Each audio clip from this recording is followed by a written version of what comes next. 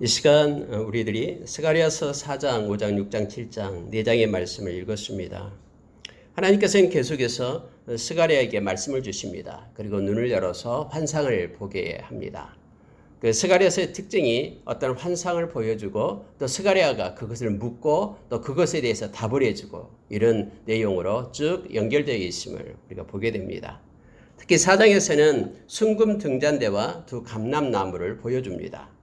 순금 등잔대가 있고 또 기름 그릇이 있고 또 7 등잔이 있고 7 관이 있고, 그런데 이러한 7 관들이 등잔대 곁에 있는 감람나무가 있게 돼가지고 오른쪽 왼쪽 2개의 감람나무에서 기름을 공급받고 있는 모습을 보여주는 거예요.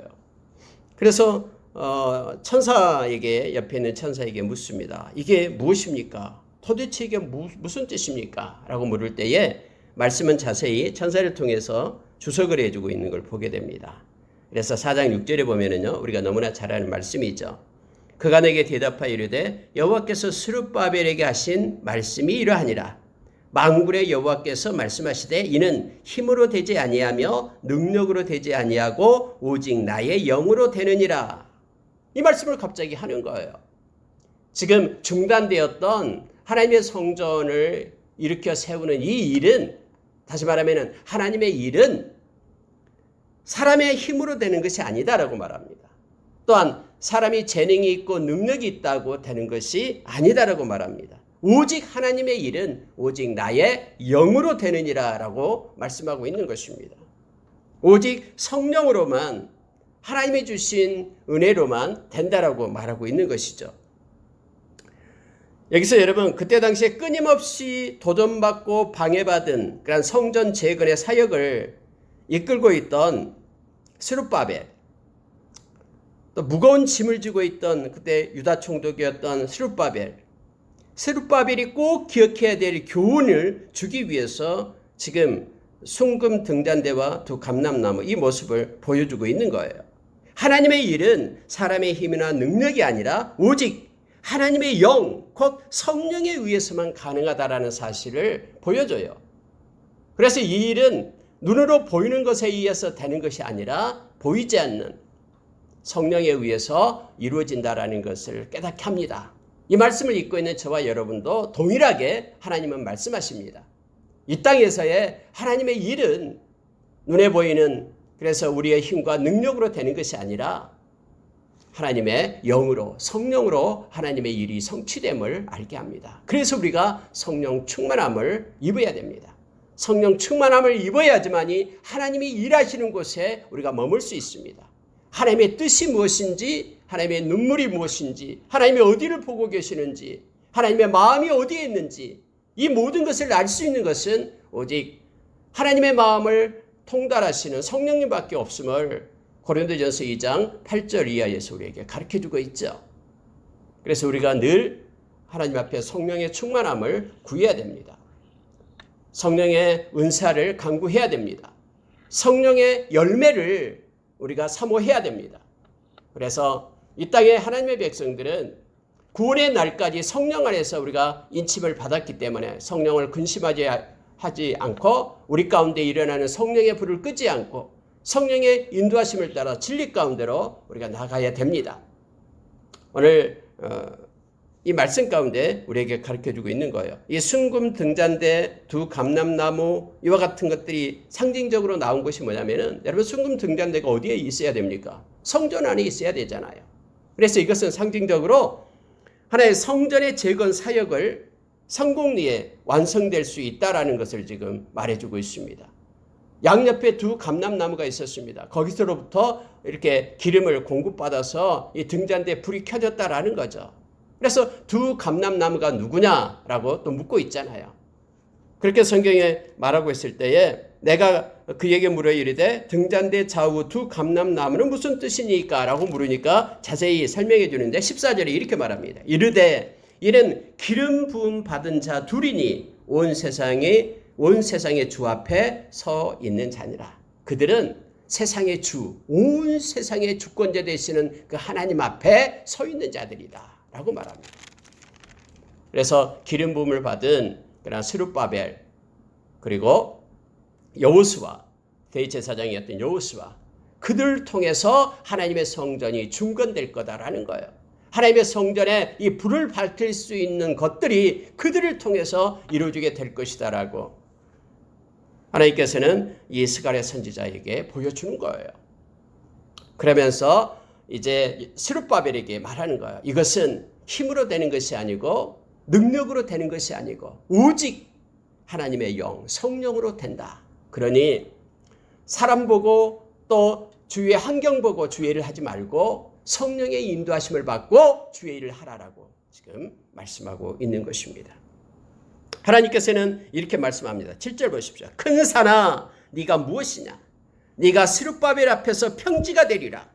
그가 머릿돌을 내놓을 때에 무리가 외치기를 은총은총이 그에게 있을지어다 하리라 하셨고, 또 9절에 보십시오. 스룹바벨 손이 이 성전의 기초를 놓았은즉 그의 손이 또한 그 일을 마치리라 하셨나니 라고 말하고 있죠. 여러분, 하나님께서는 스룹바벨을 통해서 처음에 머릿돌을 놨습니다. 성전을 건축할 때 시작을 한 것이죠. 2년 후에 많은 방해가 있어가지고 14년 동안 중지가 됐었죠. 그런데 하나님께서는 어떻게 말씀하냐면요. 그 모든 방해를 했던 큰 산들, 이 큰 산들은 방해 세력이에요. 눈으로 볼 때 큰 산이에요. 도저히 그 산을 헤쳐나갈 수가 없는 상태에 있어요. 이것은 능으로 또 이것은 힘으로 될 수 없는 거예요. 그런데 하나님의 영으로 하면은 이 큰 산은 아무것도 아니다라고 말하고 있는 거예요. 그래서 큰 산아 네가 무엇이냐? 스룹바벨 앞에서 평지가 되리라. 영으로 하나님의 성령에 의해서 일하고 있는 스룹바벨 앞에서는 그 큰 산이 아무것도 아니다라고 말하는 거예요. 큰 산이 평지가 되어서 하나님의 사역을 감당할 수 있게끔 한다라고 말합니다. 하나님께서는 스룹바벨을 통해서 머릿돌을 놓았고 반드시 스룹바벨을 통해서 완성시킨다라고 오늘 말씀하고 있는 것입니다. 그의 손이 또한 그 일을 마치리라 하셨나니, 비록 여러분 14년이라는 공백기간이 있었지만은 그러나 하나님께서는 마침내 그 일을 하나님의 때에 이루셨음을 우리는 너무나 잘 압니다. 이렇게 스룹바벨에게 하나님은 힘을 주고 또 제사장이었던 여호수아에게 하나님의 힘을 주어서 두 감람나무, 하나님으로부터 하나님 앞에 서 있는 코람데오, 하나님 앞에 서 있는, 그리고 하나님을 의지하는 그들에 의해서 성전이 재건될 것을 말하고 있는 것입니다. 언제나 주의 일은 그렇습니다. 하나님의 사람에 의해서 하나님의 일들은 성취되고 있음을 우리로 하여금 알게 합니다. 자, 10절에 한번 보시기 바랍니다. 작은 일의 날이라고 멸시하는 자가 누구냐? 사람들이 스룹바벨의 손에 다림줄이 있음을 보고 기뻐하리라. 작은 일의 날이라고 그렇게 멸시하는 자들이 있었습니다. 왜 성전 재건의 사역이 작은 일의 날이라고 불렸습니까?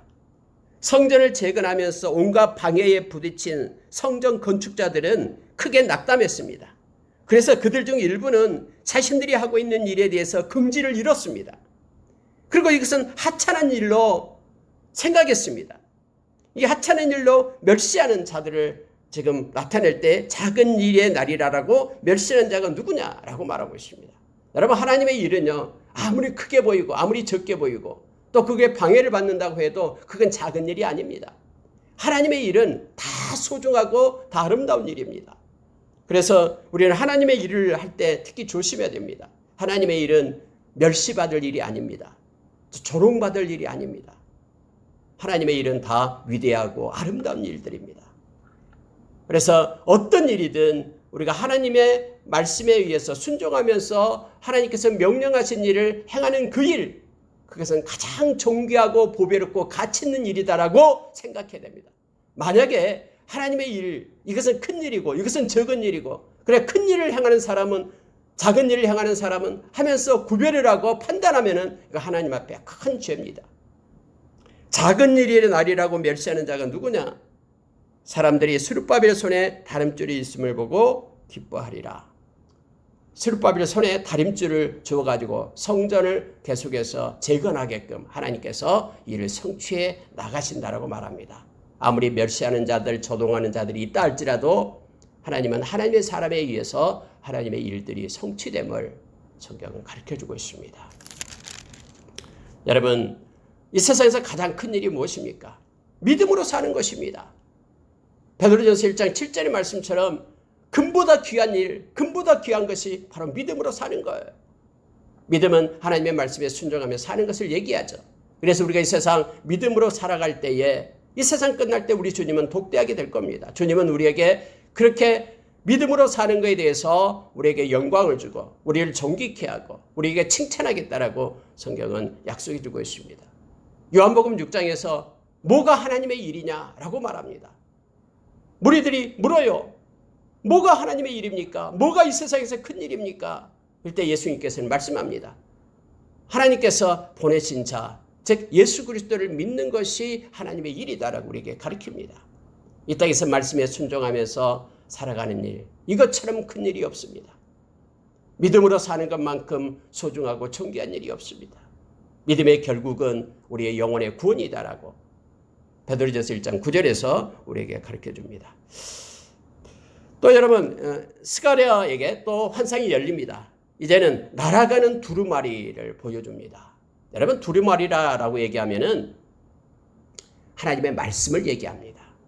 말씀이 적힌 그러한 책을 얘기합니다. 아니, 말씀을 적힌 책이 이 끝에도 말씀이 적혔고 저 끝에도 말씀이 적힌 이 책이에요. 두루마리가 날아가고 있는 거예요. 이런 환상을 보여주는 거예요. 자, 5장 2절에 보니까요. 무엇을 보느냐 하기로 내가 날아가는 두루마리를 보나이다. 뭐 길이가 20규빗, 너비가 10규빗 이렇게 되죠. 약 10m, 5m 정도의 이 하나님의 말씀을 적힌 책이 막 날아가고 있는 거예요. 근데 이거에 대해서 이렇게 말씀합니다. 자, 3절 보시면은 이는 온 땅 위에 내리는 저주라.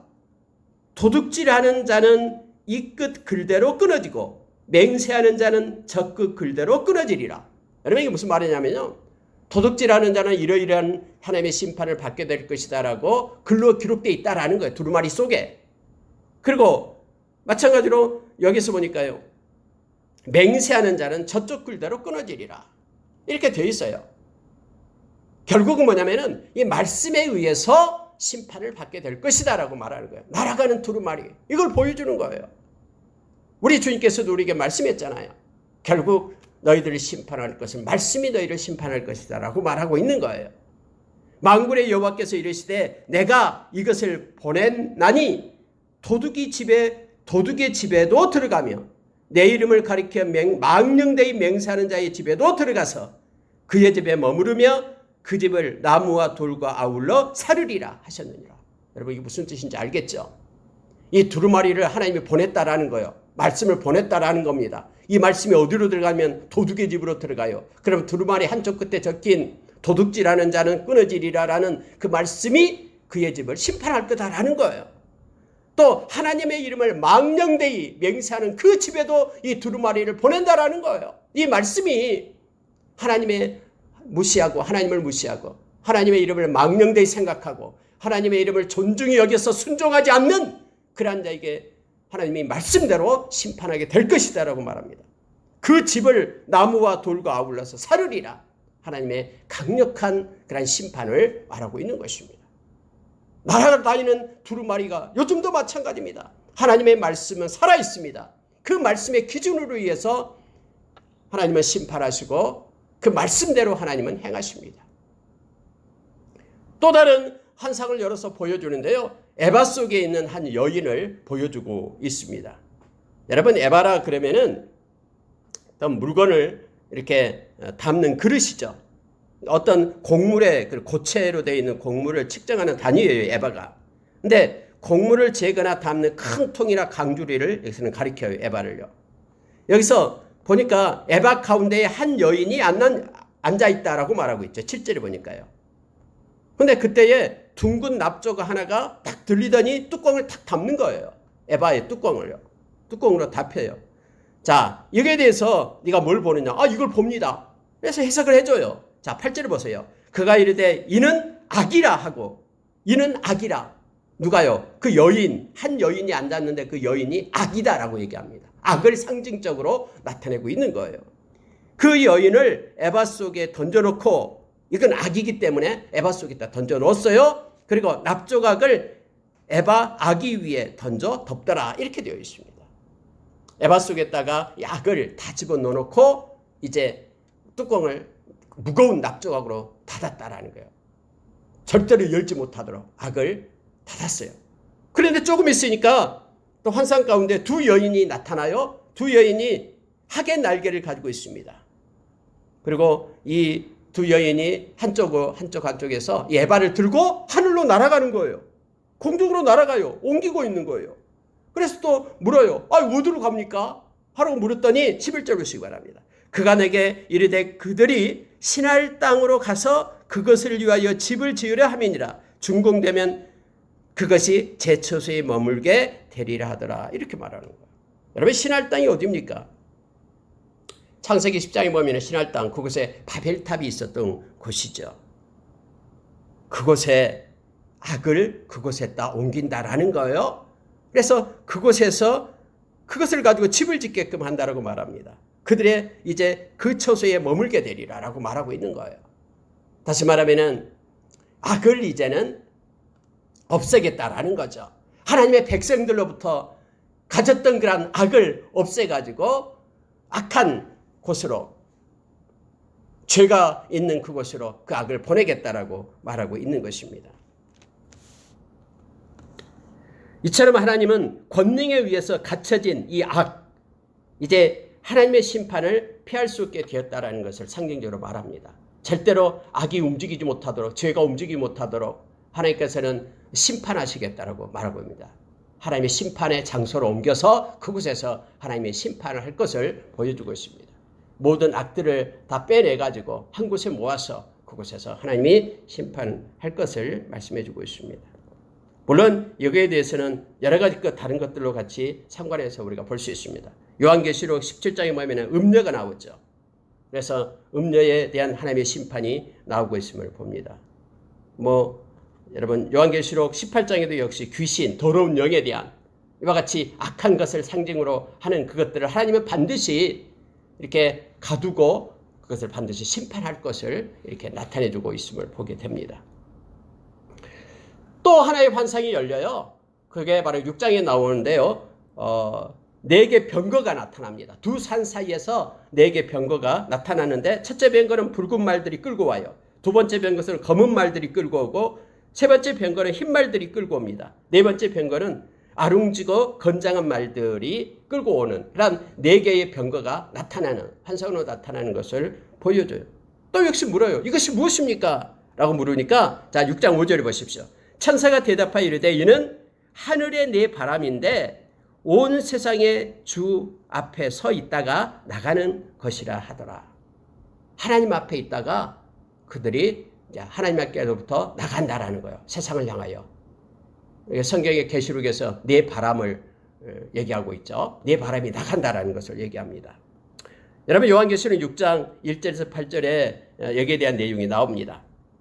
네 병거의 말들은 하나님의 심판을 수행하는 것을 나타내고 있습니다. 하나님께서 이제 하나님의 때에 심판할 것을 보여주고 있는 거예요. 붉은 말이다라는 것은 전쟁을 상징합니다. 그리고 검은 말은 기근을 상징하고요. 흰 말은 승리를 나타내고 있죠. 아룽진 말, 이것은 질병을 나타냅니다. 요한계시록에 보면은 성경에서 7개 인이 떼어지고요.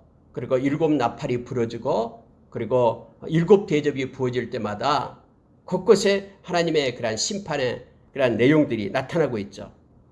이러한 일들요. 그래서 여기에서는 때로는 전쟁, 때로는 기근을 통해서, 때로는 이 승리다라는 것은 이제 그들은 패배하고 하나님의 승리가 나타나는 걸 얘기합니다. 그리고 때로는 질병, 전염병, 이와 같은 것들이 마지막 때에 주어지게 됨을 상징적으로 지금 보여주고 있는 거예요. 특히 여러분 6절을 보니까요. 검은 말은 북쪽 땅으로 나가고, 흰 말은 그 뒤를 따르고, 아룽진 말은 남쪽 땅으로 나가고, 건장한 말은 나가서 땅을 두루 다니고자 하니 너희들은 땅을 두루 다니라 라고 말합니다. 그랬더니 8절에 보십시오. 그가 내게 외쳐 말하여 이르되 북쪽으로 나간 자들이 북쪽에서 내 영을 쉬게 하였느니라 하더라. 북쪽으로 나간 말들이 보고를 하는 거예요. 내 영을 쉬게 하였다라고 말하는 거예요. 내 영이 뭡니까? 성령님을 얘기하죠. 하나님의 영을 쉬게 하였다. 이 말은요, 이미 하나님의 영을 쉬게 하였다라는 것은 북쪽이 어디예요? 바벨론을 얘기합니다. 그래서 바벨론이 악의 본산지, 세상을 상징하고 있는 것이죠. 여기서 쉬게 한다라는 것은 편안하게 해드린다라는 뜻이에요. 그래서 이 말씀을 종합해 보면은 바벨론에 대한 하나님의 심판이 이제 완전히 끝났다라는 걸 얘기합니다. 이로 인하여 하나님의 영이 크게 만족하고 평안함을 누리고 있는 표현을 지금 내 영을 쉬게 하였느니라, 이런 표현을 써서 나타내는 거예요. 모든 인류의 역사는요, 하나님의 손에 있습니다. 그리고 하나님이 오늘 4개의 병거를 보낸 것처럼 하나님의 곳곳에 인류의 역사를 주관하시고 계심을 알게 합니다. 이제 바벨론은 멸망을 당했고 그곳에서 이제 하나님의 이런 심판이 끝났다라는 것을 표현으로 이렇게 나타내주고 있습니다. 자, 여러분 6장 11절로 한번 보겠습니다. 11절에 보니까 이 사로잡힌 자 가운데서 바벨론에서 올라온 사람들이 있어요. 그 사람들의 이름이 헬데와 도비야와 여다야. 이들이 그 스바냐 집으로 들어옵니다. 그리고 11절 보니까 은과 금을 받아 면류관을 만들어 여호사닥의 아들 대제사장 여호수아의 머리에 씌우고, 면류관을 만들어서 씌워요. 그러면서 말하여 이르기를 이렇게 말합니다. 자, 12절 보십시오. 보라, 싹이라 이름하는 사람이 자기 곳에서 돌아와서 여호와의 전을 건축하리라. 그가 여호와의 전을 건축하고 영광도 얻고 그 자리에 앉아서 다스릴 것이요, 또 제사장이 자기 자리에 있으리니 이 둘 사이에 평화의 은원이 있으리라 하셨다고. 그래서 이 면류관을 가지고 와서 씌우는 장면이 나옵니다. 이걸 기념하기 위해서 여호와의 전 안에 두라 하시니라 이렇게 되어 있죠. 여러분, 여기서 보라, 싹이라 이름하는 사람이 자기 곳에서 돋아나서 여호와의 전을 건축하리라. 지금 여러분 여호와의 전을 건축하고 있는데, 여기서 이 싹이라라고 말할 때는 1차적으로는 스가랴 당시에 성전 재건을 이끈 그런 대제사장 여호수아를 가리키고 있습니다. 하지만은 앞에서 여러분 말씀을 우리가 봤듯이 3장 8절에서 봤듯이 이 싹은 바로 다윗의 자손으로 이 땅에 오실 메시아 예수를 나타내고 있음을 보게 됩니다. 그러면 여기에서 우리가 싹이라 이름하는 사람이 자기 곳에서 돋아나서 여호와의 전을 건축하리라, 이것을 싹을 예수 그리스도로 본다 그러면 이것이 바로 에클레시아, 교회를 나타내고 있음을 봅니다. 예수님께서는 마태복음 16장 18절에서 반석 위에 내 교회를 세운다라고 말씀하고 있죠. 근데 이 교회는 무너지지 않습니다. 음부의 권세가 해할 수 없다라고 말하고 있습니다.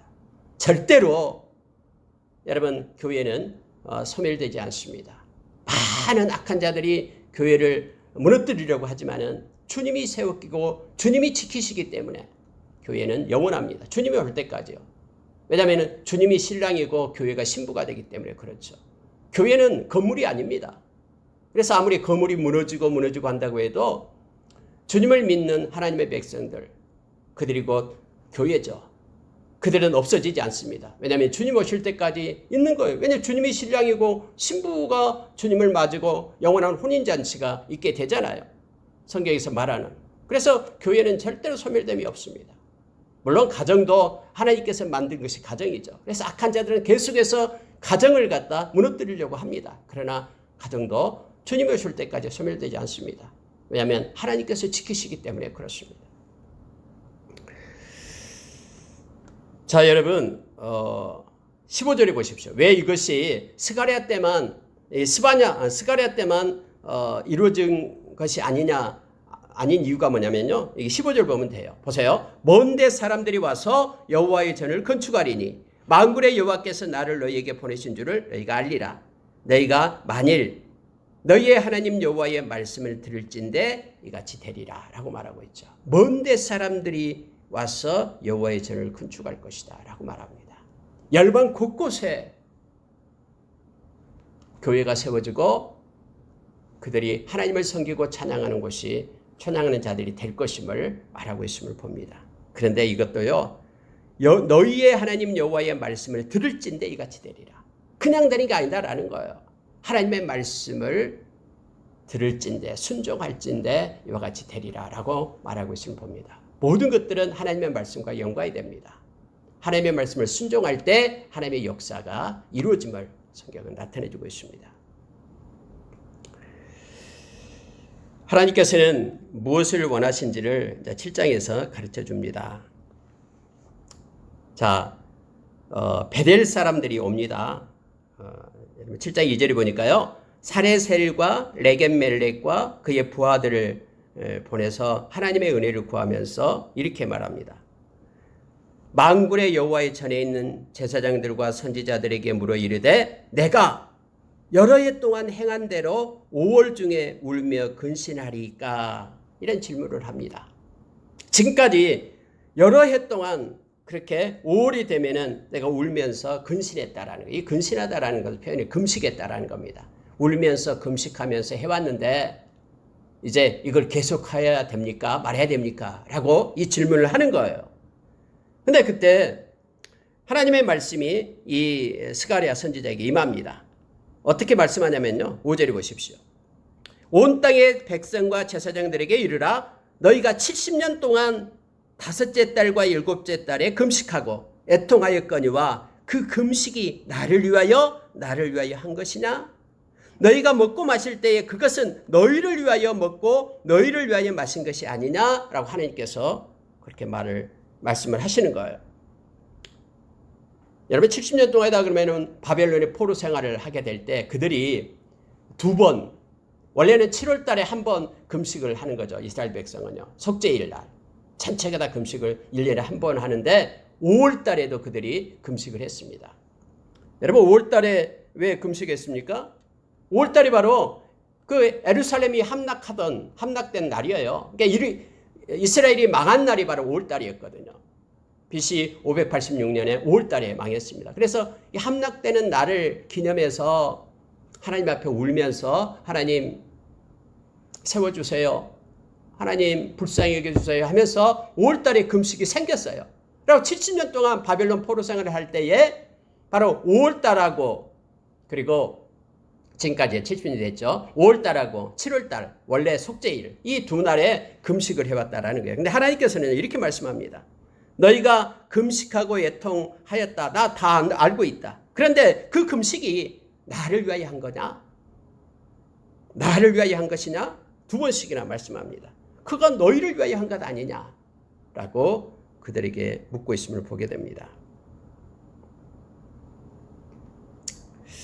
물론 여기서 이제 5월달과 7월달을 얘기할 때 7월달에는 또 한 가지가 있죠. 그때 유다 총독으로 세워놨던 그달랴가 암살을 당하잖아요. 바벨론 왕이 그달랴를 세웠는데 암살을 당했던 이것도 역시 연관해서 5월달과 7월달 그들이 금식을 했다고 말을 합니다. 자, 그들이 행했던 모든 것들이 정말로 하나님을 위한 것인지 자기 자신을 위한 것인지를 보라라고 하나님은 말씀하십니다. 우리가 여기서 조심해야 될 것이 바로 기복신앙으로 가서는 안 됩니다. 우리가 하나님 편에 설 것인가 또 자기 편에 설 것인가 이것은 너무너무나 중요해요. 아무도 없을 때 나와 하나님과 함께 하나님 앞에 독대할 때 내가 정말로 코람데오 하나님 앞에 있는가 아니면 내 자신 앞에 있는가를 우리는 따져야 됩니다. 하나님 앞에 있을 때에 우리는 모든 것을 다해서 하나님의 영광을 위하여 살 수 있지만 내 자신 앞에 있을 때는 나 자신을 위하여 하나님이 필요하는 기복신앙으로 흘러가게 됩니다. 지금 하나님께서는 너희들이 했던 금식 그것이 나를 위하여 한 것이냐 아니면 너희 자신을 위하여 한 것이냐 라고 말합니다. 우리가 믿음의 삶을 살 때도 동일합니다. 우리가 우리의 의를 위하여 하나님이 필요하면서 자기의 영광을 위하여 살아가서는 안 됩니다. 우리가 로마서 10장 2절에서 너희들이 나를 위하여 한다고 애쓰는 그 모든 것들, 그것이 정말로 나의 의를 위하여 한 것이냐, 아니면은 너 자신의 의를 위하여 한 것이냐라고 성경 말하고 있죠. 힘쓰고 애씀이 너 자신을 위하여 한 것이다. 하나님은 우리가 하나님을 보기를 원합니다. 그리고 나는 죽고 내 안에 그리스도가 살기를 원하십니다. 나의 길을 버리고 나의 생각을 버리고 하나님의 길과 하나님의 생각을 가지고 사는 것이 믿음이다라고 우리에게 가르쳐 줍니다. 마지막으로 여러분 이거 보고 마치도록 하겠습니다. 자, 7장 9절을 보시기 바랍니다.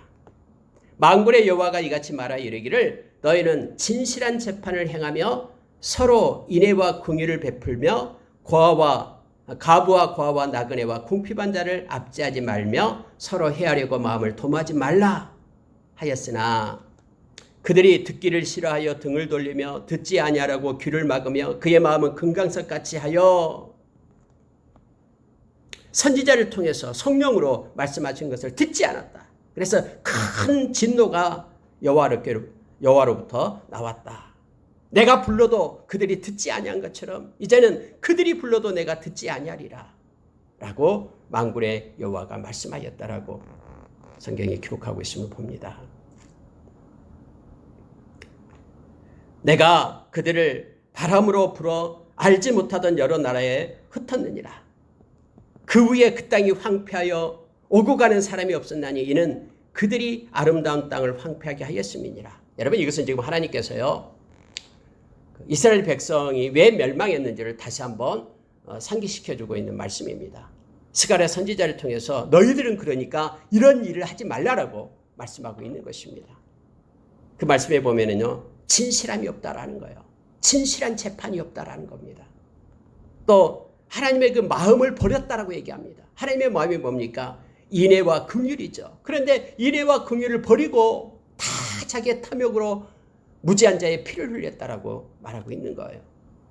특히 여러분 고아와 가부 그리고 나그네들 궁핍한 자 그들을 압제하지 말고 회하지 말고 악을 도모하지 말아야 되는데 하나님이 다 보고 계시는데 하나님이 그들의 아버지거든요. 근데 그와 같이 악한 일을 했다라고 말합니다. 아무리 말씀을 외쳐도 등을 돌렸다라고 얘기합니다. 듣지 않으려고 귀를 막았다라고 말합니다. 마음은 얼마나 양심이 화인만한다면은 그 마음을 금강석같이 했다. 다이아몬드처럼 마음을 굳건하게 해서 하나님의 말씀이 그의 마음 가운데 싹이 나지 못하도록 그렇게 했다. 그래서 하나님의 진노 때문에 이스라엘을 하나님께서 다 흩어버렸다.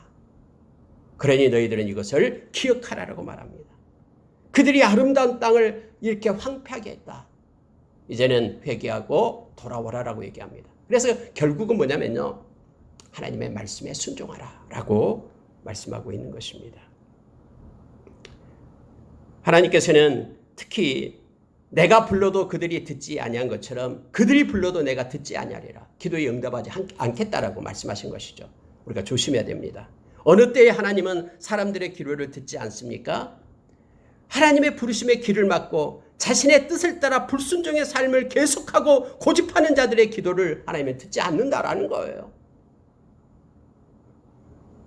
그러나 만일 언제든 돌이켜 회개하고 하나님께 순종하는 마음이 준비되어 있다면 하나님은 그들의 기도를 다 들어주십니다. 그렇지 않고 계속해서 불순종의 길로 고집한다면 결국은 하나님의 심판밖에 없음을 성경은 이 말씀을 통해서 가르쳐주고 있는 것입니다. 우리의 귀를 열어야 됩니다. 그리고 말씀을 들어야 됩니다. 마음을 하나님의 말씀으로 채워야 됩니다. 금강석같이 굳어진 그 마음을 기경해야 됩니다. 그래서 골로새서 3장 16절에서 그리스도의 말씀이 너희 마음에 풍성할 때 그때야 지혜가 생기고요. 이것저것 행할 수 있는 하나님의 영광을 위하여 행할 수 있는 그러한 동력이 생기고요. 마음 가운데 하나님을 향한 찬양이 흐르게 되고 감사가 삶 가운데 드러난다라고 우리에게 성경은 가르쳐주고 있죠. 듣고 하나님께로 등을 돌리면 안 됩니다. 하나님을 바라봐야 됩니다.